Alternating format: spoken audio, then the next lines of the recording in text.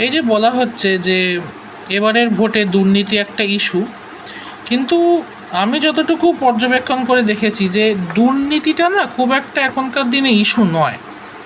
তার কারণ একটা গোটা রাজ্যের 50টা বছর ধরে নৈতিক একটা অবক্ষয় ঘটেছে, ফুললি নৈতিক অবক্ষয় ঘটেছে, এবং দুর্নীতিটাই এখন হয়ে গেছে এখন সমাজের বড় নীতি।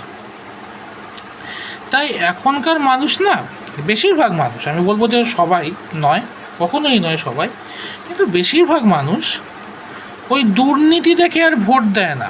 তারা দেখে যে ভাই ও আমার হাতে গুঁজে দিচ্ছে, ভাই আমি একেই ভোট দেব, এবং একে সরিয়ে আরেকজনকে যে আনবো সে যে আমার হাতে যে গুঁজে দেবে তার কি গ্যারেন্টি। ফলে মানুষের মাথার মধ্যে এখন এটা খেলে এই জিনিসটা, আমি বলছি না সব মানুষের মধ্যে, কিন্তু বেশিরভাগ মানুষের মধ্যে। তার কারণ ওই যেটা প্রতি মাসে গুঁজে দেওয়া হয় ওটা অ্যাকচুয়ালি ঘুষ, এবং হচ্ছে জন্মগতভাবে ভাই মানুষ এটা ওই ঘুষ খেতে খুব ভালোবাসে।